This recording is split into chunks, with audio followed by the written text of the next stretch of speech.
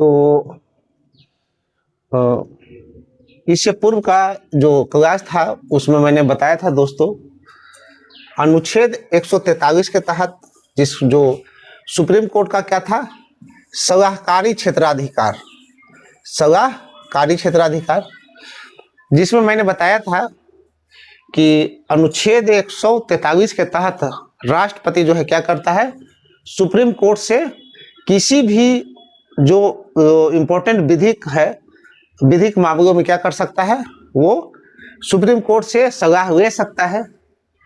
ना तो कुछ अपवाद को छोड़कर, ना तो जो है राष्ट्रपति सुप्रीम कोर्ट के सलाह को मानने के लिए बाध्य है, और ना ही सुप्रीम कोर्ट राष्ट्रपति को सलाह देने के लिए बाध्य है।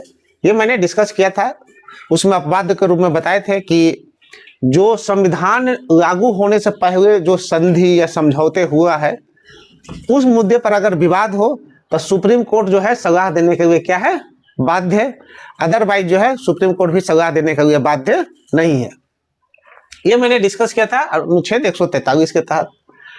अभी मैं बताऊंगा अनुच्छेद 129, जो बहुत ही इंपॉर्टेंट है। याद रखें कि ये क्लास जो है अभी जो बताने जा रहा हूं, इसके हर एक एक सेंटेंस से क्वेश्चन पूछा हुआ है।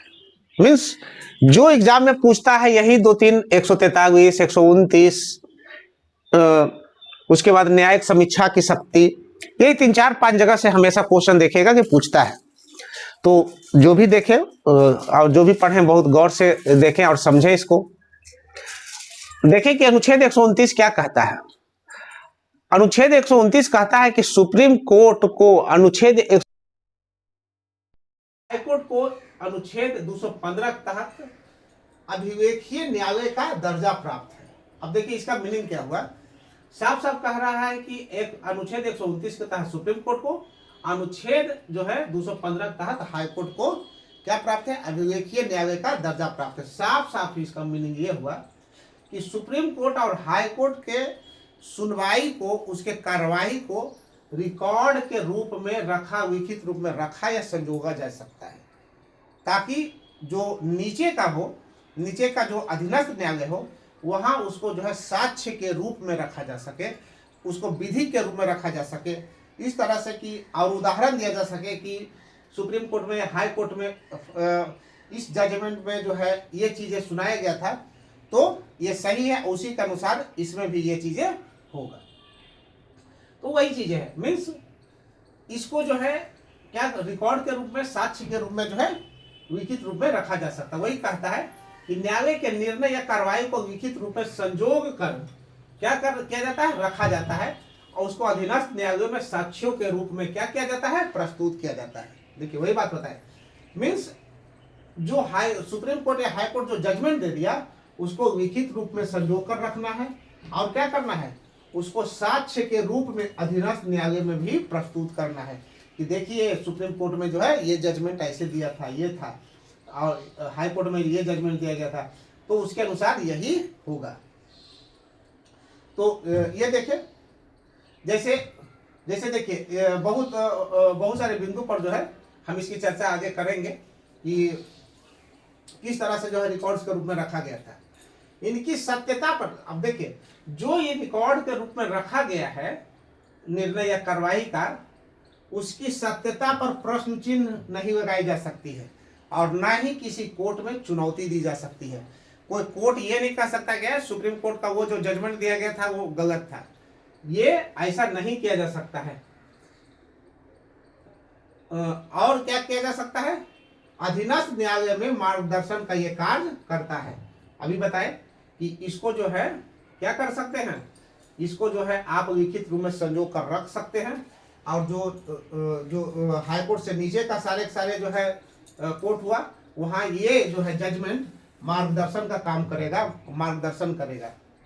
और साफ साफ बताए कि जो हम लिखित रूप में रख रहे हैं, रिकॉर्ड्स के रूप में, अभिलेख के रूप में, उस पर प्रश्न चिन्ह कभी भी नहीं लगाया जा सकता है, ना ही किसी न्यायालय में चुनौती दी जा सकती है कि वो जो है क्या है, वो सुप्रीम कोर्ट ने या जो है हाई कोर्ट ने जो जजमेंट सुनाया था वो गलत था।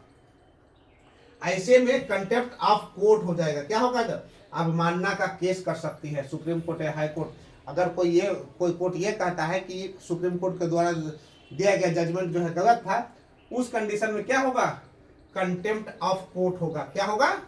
कंटेम्प्ट ऑफ कोर्ट इसको कहते हैं, मीन्स अवमानना की केस करेगा। इसके लिए एक अधिनियम ही बना हुआ है जिसके तहत जो है क्या है, अगर कोई कोर्ट ऐसा करता है या कोई व्यक्ति इस तरह से करता है तो अब कंटेम्प्ट ऑफ कोर्ट होगा, जिसके तहत क्या है, दंड है 6 महीना का और जुर्माना का भी प्रावधान है। सोचिए, मीन्स साफ साफ यहाँ ये समझिए कि लिखित रूप में जो संजोग कर सुप्रीम कोर्ट या हाई कोर्ट की कार्यवाही को जो अभिलेख के रूप में लिखित रूप में संजो कर रखा जाता है, उसको क्या मानना है? उसको जो है एक विधिक ही मानना है। विधिक संदर्भ के रूप में ही उसको देखा जा सकता है, उसको एक साक्ष्य के रूप में ही देखा जा सकता है। ना तो आप उस पर प्रश्न उठा सकते हैं और ना ही तो जो है किसी तरह का किसी न्यायालय में उस पर चुनौती दिया जा सकता है। अगर आप वैसा करते हैं तो उसको कंटेम्प्ट ऑफ कोर्ट माना जाएगा, जिसमें 6 महीने के जेल का भी प्रावधान है और जुर्माना का भी प्रावधान है। तो आप कोई भी कोर्ट इस तरह की चीजें नहीं कर सकता है। तो ये देखें कि क्या है अनुच्छेद 129 क्या कह रहा था। उसके बाद देखते हैं कि न्यायिक समीक्षा, ये बहुत ही इंपॉर्टेंट है। हमारा जो सुप्रीम कोर्ट है उसको न्यायिक समीक्षा का भी अधिकार है। न्यायिक समीक्षा का मीनिंग ये हुआ कि न्यायपालिका जो है क्या करती है, विधायिका द्वारा बनाए गए कानून और कार्यपालिका द्वारा दिए गए आदेश, कार्यपालिका आदेश निर्गत करती है और विधायिका क्या करती है, कानून बनाती है। तो विधायिका जो कानून बनाती है और कार्यपालिका जो आदेश करती है, उसको क्या करती है, यदि उसमें से कोई कानून, माने विधायिका कानून बनाई, कार्यपालिका आदेश दिया, तो विधायिका द्वारा बनाए गए कानून और कार्यपालिका द्वारा दिए गए आदेश की जांच करती है। कौन? सुप्रीम कोर्ट की ये संवैधानिक है कि असंवैधानिक है। अगर वो असंवैधानिक पाया जाता है, साफ साफ समझिए, अगर वो असंवैधानिक पाया जाता है तो क्या करती है, न्यायालय उसको असंवैधानिक घोषित कर देती है। मीन्स अगर संविधान के अनुकूल नहीं है, मीन्स विधायिका द्वारा बनाए गए कानून अगर जो है संवैधानिक नहीं है, संविधान के अनुसार नहीं है, या कार्यपालिका द्वारा दिए गए आदेश संविधान के अनुसार नहीं है, तो इसको जो है अमान्य घोषित किया जाएगा, असंवैधानिक घोषित किया जाएगा। और जब कोर्ट अमान्य या संवैधानिक घोषित कर दिया तब उसको सरकार जो है लागू नहीं कर सकती है। तो इस तरह से देखें। अब देखें कि आखिर ये न्यायिक समीक्षा है, न्यायिक समीक्षा की शक्ति जो हम की बात की है, आखिर इसका संवैधानिक आधार क्या है? मीन्स आखिर कोर्ट जो है ये किस आधार पर करती है, किस आधार पर जो है कार्यपालिका के आदेशों को या न्यायपालिका विधायिका के द्वारा बनाए गए कानूनों को ये जांच करती है, किसके आधार पर? तो देखिए, इसमें जो है संविधान में इसका कोई स्पष्ट वर्णन नहीं है, बट अनुच्छेद 13, अनुच्छेद 32, अनुच्छेद 131 से 36, 143, 226, 246, ये सारे प्रावधानों में ही संवैधानिक आधार निहित है। क्या चीज? न्यायिक समीक्षा की शक्ति। जैसे 13 क्या कहता है, 13 स्पष्ट रूप से 13 पढ़े होंगे तब साफ साफ ये कहता है कि कोई भी कानून जो मौलिक अधिकार का हनन करता है, तो जिस बिंदु से वो हनन, मौलिक अधिकार का हनन शुरू किया, उस बिंदु से वो निरस्त माना जाएगा। मीन्स अब इसकी जांच कौन करेगा कि हाँ मौलिक अधिकार का हनन करे? वो यही सुप्रीम कोर्ट ही बताएगा कि ये जो है पार्टिकुलर राइट आर्टिकल्स जो है क्या कर रहा है, नागरिकों के फंडामेंटल राइट का क्या जो है ऑब्लिगेशन कर रहा है, उसको हनन कर रहा है। अब जैसे देखिए अनुच्छेद 32 जाने ही होंगे, अनुच्छेद 226, अनुच्छेद 32 के तहत जो है कोई भी नागरिक अगर उसका मौलिक अधिकार का हनन होता है तो सुप्रीम कोर्ट में याचिका दायर कर सकता है, और 226 के तहत जो है वो हाई कोर्ट में, माने सेम व्यक्ति जो है अनुच्छेद 32 के तहत जो है सुप्रीम कोर्ट में याचिका दायर कर सकता है अगर उसका मौलिक अधिकार का हनन होता है तो, और वही व्यक्ति जो है 226 के अनुच्छेद 226 के तहत हाई कोर्ट में याचिका दायर कर सकता है। अनुच्छेद देखिए 143 के बारे में बताए थे कि ये क्या है, ये सलाहकारी सुप्रीम कोर्ट को जो है सलाहकारी क्षेत्राधिकार देता है कि मीन्स राष्ट्रपति को सलाह देगा कि ये संवैधानिक है कि नहीं है, ये सही है कि नहीं है।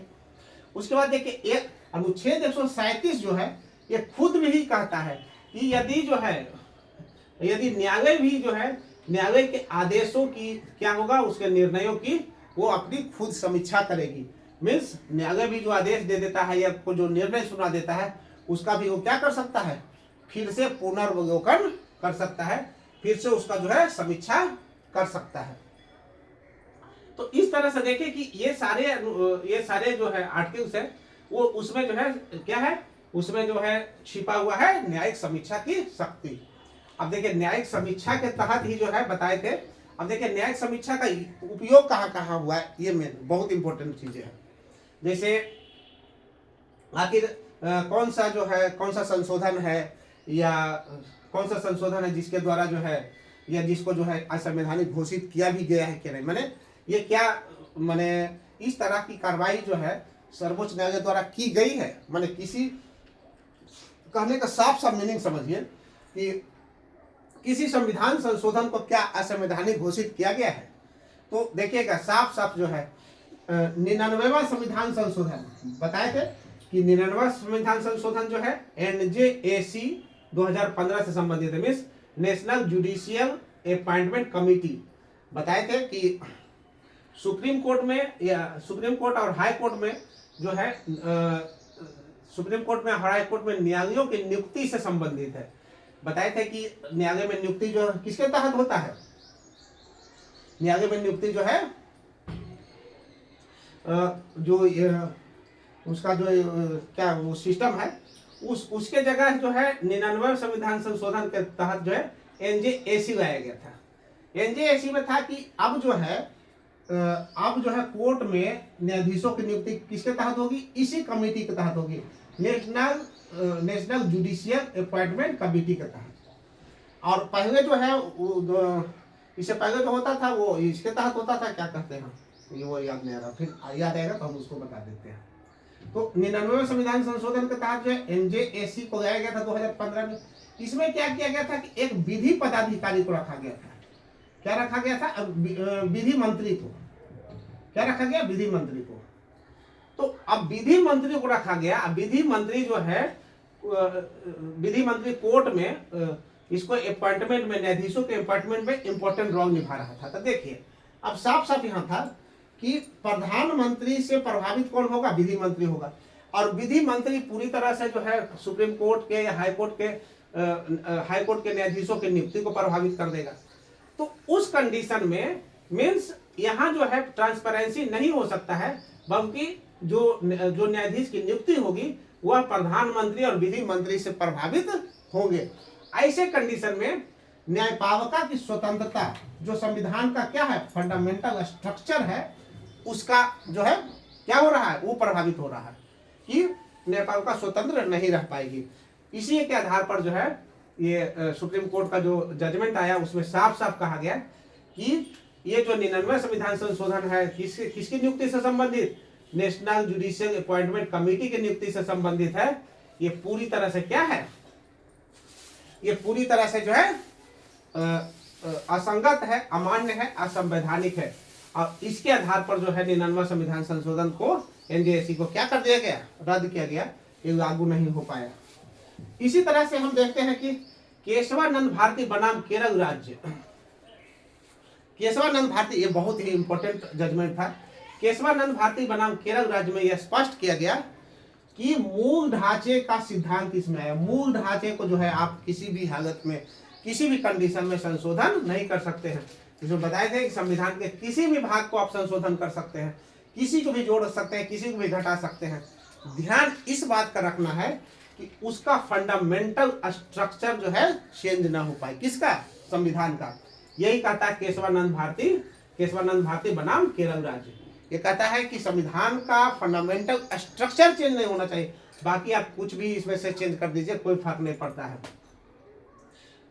उसी में से कहा था कि न्यायपालिका की स्वतंत्रता भी जो है क्या है, न्यायपालिका की स्वतंत्रता भी जो है संविधान का फंडामेंटल स्ट्रक्चर है। इसलिए अगर इसमें संशोधन करते हैं तो ये जो है अब असंवैधानिक है, इसमें ऐसा नहीं किया जा सकता। उसके बाद देखिएगा कि मेनका गांधी बनाम भारत संघ में भी जो है अनुच्छेद 21 का विस्तार किया गया और जिसमें स्पष्ट कहा गया कि विदेश जाना भी क्या है, जीवन और व्यक्तिगत स्वतंत्रता के अंतर्गत ही आता है। विदेश जाना भी जो है जीवन और व्यक्तिगत स्वतंत्रता का ही हिस्सा है, इसके साथ जो है इंटरफेरेंस नहीं किया जा सकता है। तो इस तरह से हमने देखा कि जहां अनुच्छेद 129 जो है एक अभिलेखीय न्यायालय है, जिसके अभिलेख को जो है सुरक्षित लिखित रूप में रखा जाता है साक्ष्य के रूप में, और जरूरत पड़ने पर अधीनस्थ न्यायालय में ये जो है मार्गदर्शन का काम करता है। इसका आप जो है अवहेलना नहीं कर सकते हैं, ये नहीं तो कंटेम्प्ट ऑफ कोर्ट के तहत आपको जो है सजा की भी व्यवस्था की गई है। दूसरी बात है, यहाँ न्यायिक समीक्षा में बताए कि विधायिका और कार्यपालिका जो है कहीं बहुत सार्वभौम न बन जाए, निर्कुंज न हो जाए, इसके लिए न्यायिक समीक्षा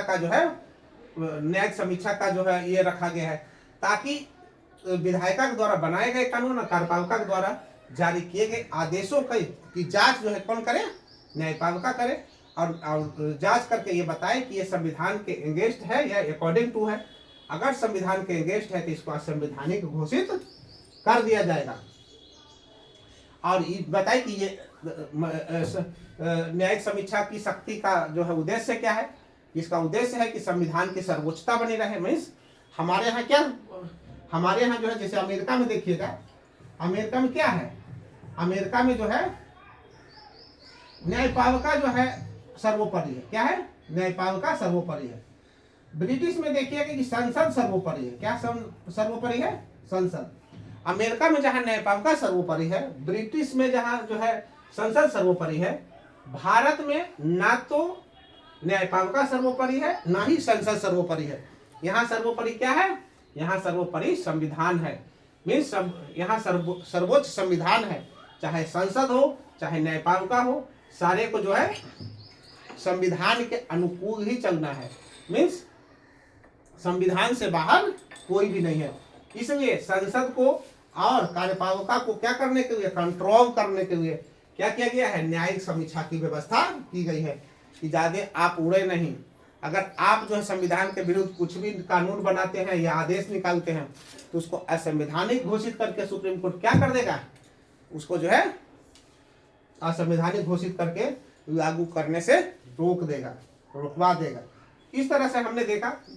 उसके बाद केशवानंद बनाम भारतीय केरल राज्य के बारे में बताया कि ये बहुत ही इंपॉर्टेंट है। ये कहा कि संविधान को तुम कुछ कर दो, कहीं जोड़ दो कहीं घटा दो, हमको उससे फर्क नहीं पड़ता। इसका जो मूल स्ट्रक्चर है, मूल स्ट्रक्चर से कभी भी समझौता नहीं होनी चाहिए। तो बहुत सारे क्वेश्चंस इसमें जो है बनते हैं, जो हम नेक्स्ट वीडियो में बताएंगे। और अभी तक इतना ही। और इसको जो है बारीकी से एक बार देखिए। ये बहुत सारे बिंदु जो है आपको सामने निकल कर आएंगे। हमको लग रहा है कि इससे जुड़ा हुआ एक भी क्वेश्चन आपको जो है कभी भी छूटने की संभावना नहीं है।